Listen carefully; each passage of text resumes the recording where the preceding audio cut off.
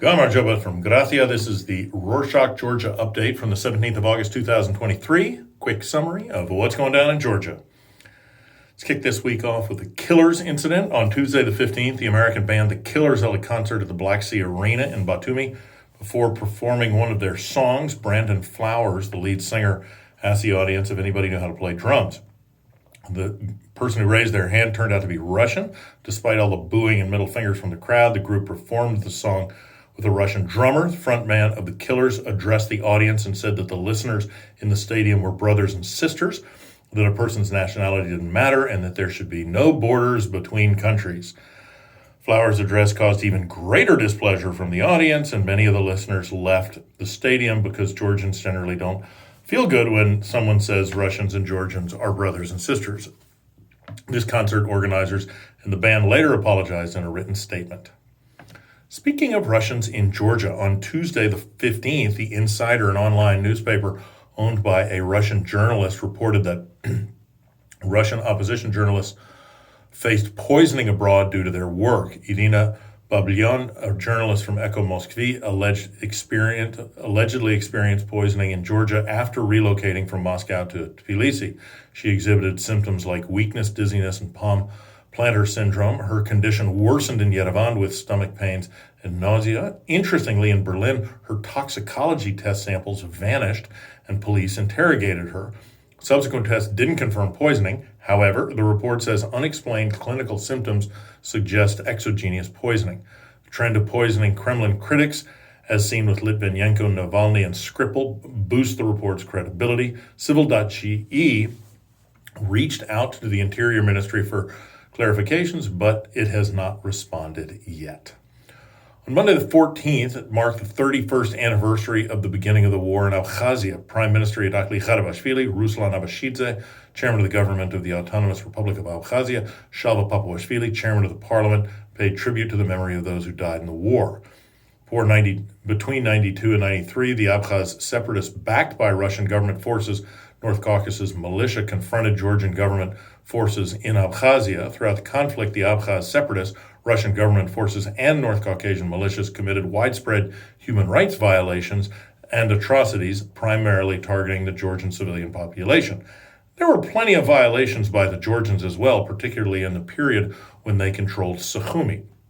According to Red Cross estimates, the death toll ranged from approximately 10,000 to 15,000 individuals, although some estimates occasionally soared as high as 30,000. Although 250,000 Georgians became internally displaced, also 250,000 to 280,000 Georgians became internally displaced, otherwise known as refugees, although they didn't officially cross an international border due to a policy of ethnic cleansing.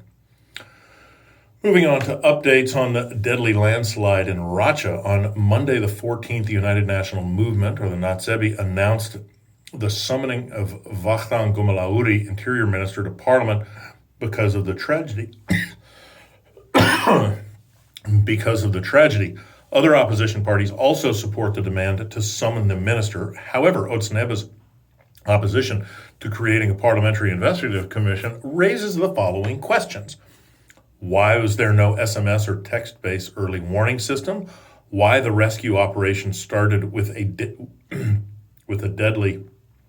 delay of 3 hours? Why the government decided not to ask for international help in the search and rescue operations? And what is the condition of the rescue equipment of the Emergency Situations Management Service? According to the latest information, the number of people who died as a result of the disaster has increased to 26. Next up, terrorism. On Tuesday the 15th, the Tbilisi City Court found Tsiskara Tokhosashvili guilty of joining a foreign terrorist organization and assisting in terrorist activities. 2022, the State Security Service arrested him at the Tbilisi International Airport. Reportedly, the accused had joined the terrorist organization ISIS, or Daesh, and he actively participated in armed operations conducted by the Islamic State in Syria. Court sentenced him to 12 years in prison. Continuing with regional news, on Tuesday the 15th, Gennady Arveladze, Deputy Minister of Economy, announced the building of a multifunctional complex called Petra Sea Resort in the Ajata region. Complex will comprise 42 buildings with a 150-room, five-star branded hotel located in the central building. Arveladze said that it will be an energy-efficient complex with a significant focus on recreational areas with pools, bars, cafes, restaurants, and gyms.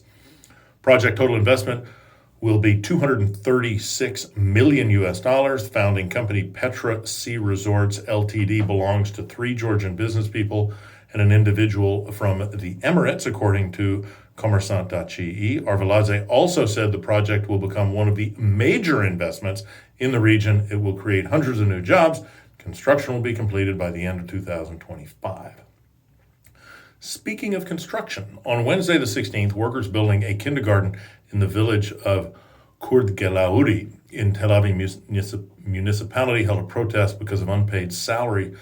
They said that they won't resume work until they receive their wages. Roughly 50 employees have reportedly quit the project due to salary not being paid, while those who remain are protesting in order to receive their wages. The workers said the total wage arrears is in the tens of thousands of lari. The initiative to build the kindergarten began in February under the directive of the Municipal Development Fund with a subcontractor company, Setave Plus, which is in charge of the construction. The company has not issued any statements regarding the situation. On to financial news. On Tuesday the 15th, a local multimedia resource, Business Media Georgia, published information regarding RIA, a money transfer system that surpassed the Russian Unistream. According to the article, Georgia banks immediately ceased their collaboration with the Russia money transfer company Unistream following the U.S. Treasury Department's sanctions in July. Unistream, which held an average market share of around 30 to 35% of the total market of transfers, had been the leading money transfer system in the Georgian financial market. Nevertheless, the July money transfer statistics indicate a decline in Unistream's share from 22% in June to 12%. RIA, Euronet worldwide subsidiary, emerged as a new leader in Georgia's money transfer market. Company's share surged to 22% in July, up from June's 17%. Some updates on Misha. On Thursday the 10th, a group of doctors, the ombudsman had issued a conclusion regarding the health condition of Misha. They stated that Saakashvili's health is slowly getting worse. The doctors derived their conclusion only from documents they received from the VivaMed clinic where Misha stays under arrest. They were not allowed to do a full in-person checkup of Saakashvili. According to the Ombudsman's office, Misha's health condition aligns with the assessment made in the previous report from the doctor's team of the public defender. Misha has a cognitive deficit, ataxia, disorders that affect coordination, balance, and speech, hypothesia, among other diseases. Let's end this show with some news on wine. On Friday the 11th, TBC Capital Brokerage Research and Investment Company published its research on the alcoholic beverages sector. According to the report, the wine sector is growing in Georgia, and it has maintained a positive trend, especially after Russia lifted the embargo in 2013. 2022 official wine production reached 119 million liters, almost equal to the previous level achieved in 2021. Unsurprisingly, Russia remains one of the most important market for Georgian wine. Regarding revenue, Russia's share of the total income of the Georgian wine industry was 64% in 2022, highest level recorded since 2014. Europe with 13%, Commonwealth of Independent States with 8% are among the top three markets for Georgian wine. And that's it for this week. Thanks for joining us. Yes, we do Georgia updates, but we do so much more than that. Check out what else we do at Rorshok.com. Don't forget, you can always financially support us on the link in the show notes. Nachlandis.